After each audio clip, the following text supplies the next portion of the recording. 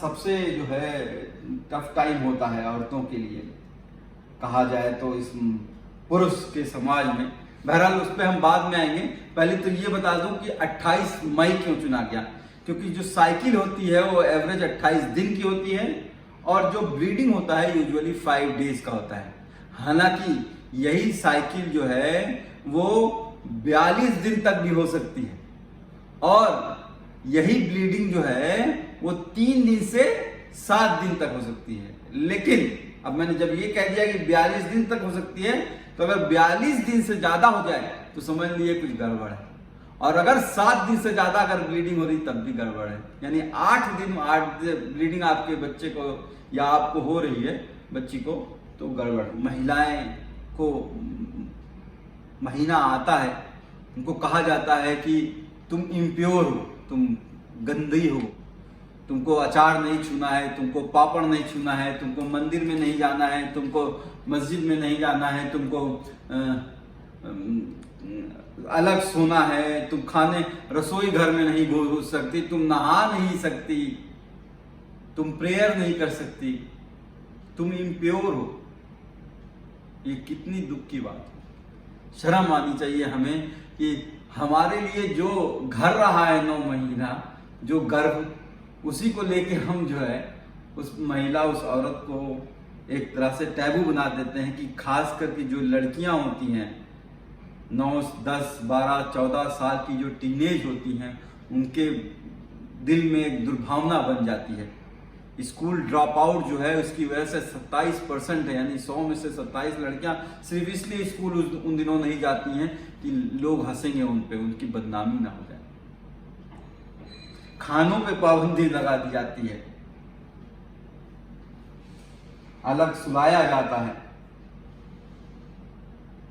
Anyway, तो सबसे पहले तो मैं आपको सबको अश्योर कर देना चाहता हूं, खासकर उन माओं को अश्योर कर देना चाहता हूं कि आपकी बच्ची जब 9 साल की हो जाए, 8 साल की 9 साल की हो जाए, तो उसे पहले से ही बताना स्टार्ट कर दीजिए कि ये नॉर्मल फिजियोलॉजिकल फिनोमिना है। अक्सर माँ बाप ये गलती करते हैं, माँ गलती करती है, बता देती है, या उसके आस पास दादी नानी ये बता देते हैं कि ये शरीर की गंदगी बाहर निकल रही। नहीं, ये कोई शरीर की गंदगी बाहर नहीं निकल रही है, ये नॉर्मल फिजियोलॉजिकल फिनोमिना है। आइए आपको दिखाता हूं मैं।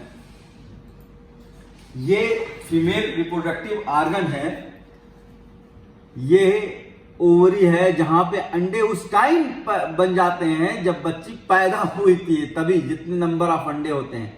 ये फैलोपियन ट्यूब है, ये आपका यूट्रस है जहां पे बच्चे का मतलब समझ लीजिए कि अटैचमेंट होता है, जहां पे बच्चे का आपका जीवन का उत्पादन होता है, जहां जीवन बनता है। और ये आपकी सर्विक्स है जहां से फिर वो वेजाइना है।